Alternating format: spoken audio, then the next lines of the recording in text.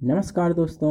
आज के इस वीडियो में हम बात करेंगे भारत के चार धामों में से एक जगन्नाथपुरी की। जी हाँ दोस्तों, भगवान नारायण का वह धाम जो भारत के चार धामों में से एक माना जाता है कि भगवान विष्णु जब चार धामों पर बसे अपने धामों की यात्रा पर जाते हैं तो हिमालय की ऊंची चोटियों पर बने अपने धाम बद्रीनाथ में स्नान किया करते हैं। पश्चिम में गुजरात के द्वारिका में वस्त्र पहनते हैं, पुरी में भोजन करते हैं और दक्षिण में रामेश्वरम में विश्राम किया करते हैं। द्वारका के बाद भगवान श्री कृष्ण पुरी में निवास करने लगे और बन गए जग के नाथ अर्थात जगन्नाथ। पुरी का जगन्नाथ धाम चार धामों में से एक है।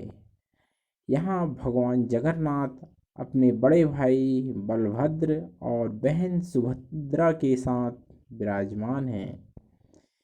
दोस्तों, हिंदुओं की प्राचीन और पवित्र सात नगरियों में पुरी उड़ीसा राज्य के समुद्री तट पर बसा हुआ जगन्नाथ मंदिर विष्णु के 8वें अवतार श्री कृष्ण को समर्पित है। भारत के पूर्व में बंगाल की खाड़ी के पूर्वी छोर पर बसी पवित्र नगरी पुरी उड़ीसा की राजधानी भुवनेश्वर से थोड़ी दूर पर है।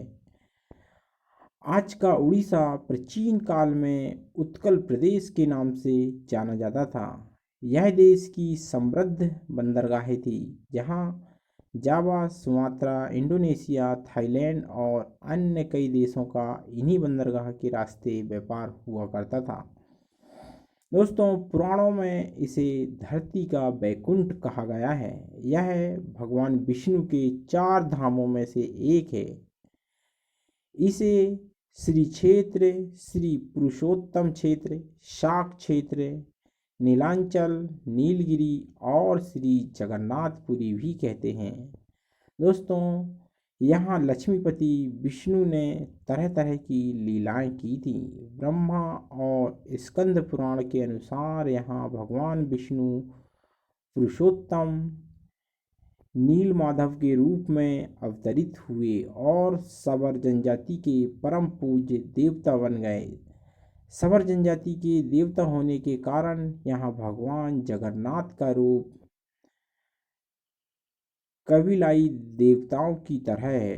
पहले कबीले के लोग अपने देवताओं की मूर्ति को काष्ठ से बनाते थे। जगन्नाथ मंदिर में सवर जनजाति की पुजारियों के अलावा ब्राह्मण पुजारी भी हैं। श्रेष्ठ पूर्णिमा से ज्येष्ठ पूर्णिमा से आषाढ़ पूर्णिमा तक सवर जाति के देवतापति जगन्नाथ जी की सारी रीतियां करते हैं। दोस्तों, पुराणों के अनुसार नीलगिरी में पुरुषोत्तम हरि की पूजा की जाती है। पुरुषोत्तम हरि को यहाँ भगवान राम का रूप माना जाता है। सबसे पहले प्राचीन मत्स्य पुराण में लिखा है कि पुरुषोत्तम क्षेत्र की देवी बिमला और यहाँ उनकी पूजा होती है। रामायण के उत्तराखंड के अनुसार भगवान राम ने रावण के भाई विभीषण को अपने इक्ष्वाकु वंश के कुल देवता भगवान जगन्नाथ की आराधना करने को कहा था। आज भी पुरी के श्री मंदिर में विभीषण वंदना की परंपरा कायम है। दोस्तों, स्कंद पुराण में पुरी धाम का भौगोलिक वर्णन मिलता है। स्कंद पुराण के अनुसार पुरी एक दक्षिणवर्ती शंख की तरह है और यहाँ 5 कोस यानी 15 किलोमीटर क्षेत्र में फैला हुआ है। माना जाता है इसका लगभग 2 कोस क्षेत्र बंगाल की खाड़ी में डूब चुका है। दोस्तों, इसका उदर है समुद्र की गहराई रेत, जिसे महोदधि का पवित्र जल धोता रहता है। सिर वाला क्षेत्र में पश्चिम दिशा है, जिसकी रक्षा महादेव किया करते हैं। शंख के दूसरे घेरे में शिव का दूसरा रूप ब्रह्म कपाल मोचन विराजमान है। माना जाता है कि भगवान ब्रह्मा का एक सिर महादेव की हथेली से चिपक गया था और वह यहीं आकर गिरा था। तभी से यहाँ पर महादेव की ब्रह्म रूप में पूजा करते हैं। शंख के तीसरे व्रत में माँ विमला और नाभि स्थल में भगवान जगन्नाथ सिंहासन पर विराजमान हैं। दोस्तों, मंदिर का इतिहास की बात की जाए तो इस मंदिर का सबसे पहला प्रमाण महाभारत के वन पर्व में मिलता है। कहा जाता है कि सबसे पहले सबर आदिवासी विश्व बसु ने नील माधव के रूप में इनकी पूजा की थी। आज भी पुरी के लोगों में कई सेवक हैं जिन्हें दैतापति के नाम से भी जाना जाता है। दोस्तों, राजा इंद्रद्युम्न ने बनाया यह मंदिर।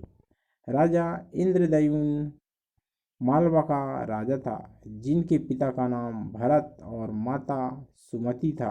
राजा इंद्रद्युम्न को सपने में हुए थे जगन्नाथ के दर्शन। कई ग्रंथों में राजा इंद्रद्युम्न और उनके यज्ञ के बारे में विस्तार से लिखा गया है। उन्होंने यहाँ कई विशाल यज्ञ किए और एक सरोवर भी बनवाया। एक रात भगवान विष्णु ने उनको सपने में दर्शन दिए और कहा, नीलांचल पर्वत की एक गुफा में मेरी एक मूर्ति है, उसे नील माधव कहते हैं। तुम एक मंदिर बनवाकर उसमें मेरी यह मूर्ति स्थापित कर दो। राजा ने अपने सेवकों को नीलांचल पर्वत की खोज में भेजा। उसमें से एक था ब्राह्मणपति। विद्यापति ने सुन रखा था कि सबर कबीले के लोग नील माधव की पूजा किया करते हैं और उन्होंने अपने देवता की इस मूर्ति को नीलांचल पर्वत की गुफा में छुपा रखा है। वह यह भी जानता था कि सबर कबीले का मुखिया विश्व बसु नील माधव का उपासक है और उसी ने मूर्ति को गुफा में छुपा कर रखा है। चतुर विद्यापति ने मुखिया की बेटी से विवाह कर लिया। आखिर में वह अपनी पत्नी के जरिए नील माधव की गुफा तक पहुंचने में सफल हो गया और उसने मूर्ति चुरा ली और राजा को लाकर दे दी। दोस्तों, विश्व बसु अपने आराध्य देव की मूर्ति चोरी होने से बहुत दुखी हुए और अपने भक्त के दुख से भगवान भी दुखी हो गए और भगवान गुफा में लौट गए। लेकिन साथ ही राज इंद्रद्युम्न से वादा किया कि वो एक दिन अपने पास जरूर लौटेंगे। वो शर्त कि वो एक दिन उनके लिए विशाल मंदिर बनवा दे।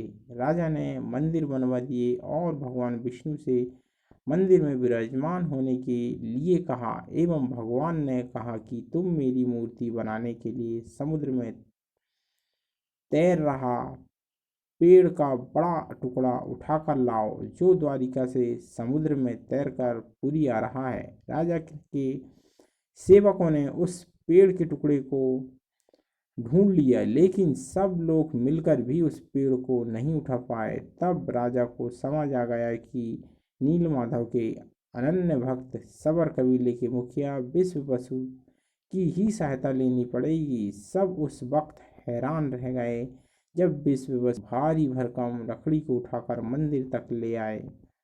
दोस्तों, अब बारी थी लकड़ी से भगवान की मूर्ति गढ़ने की। तो राजा के कारीगरों ने लाखों कोशिश कर ली, लेकिन कोई भी लकड़ी में एक छेनी तक नहीं लगा सका। तब तीनों लोग के कुशल कारीगर भगवान विश्वकर्मा एक बूढ़े व्यक्ति का रूप धार कर आए और उन्होंने राजा को कहा कि वे नील माधव की मूर्ति बना सकते हैं, लेकिन साथ ही उन्होंने अपने शर्त भी रखी थी कि वे 21 दिन में मूर्ति बनाएंगे और अकेले में बनाएंगे, कोई उनको बनाते हुए नहीं देख सकता। उनकी शर्त मान ली गई। लोगों को आरी छेनी हथौड़ी की आवाज़ें आती रहीं। राजा इंद्रद्युम्न की पत्नी गुंडीचा अपने को रोक नहीं पाई और वह दरवाजे के पास गई तो उसे कोई आवाज़ सुनाई नहीं दी। वह घबरा गई। उसे लगा बूढ़ा कारीगर मर गया। उसने राजा को उसकी सूचना दी।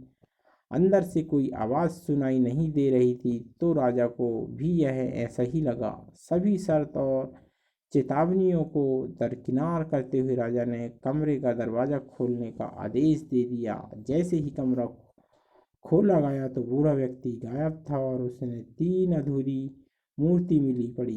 भगवान नीलमाधव और उनके भाई के छोटे छोटे हाथ बने थे लेकिन उनकी टांगें नहीं, जबकि सुभद्रा के हाथ पांव बनाए ही नहीं गए थे।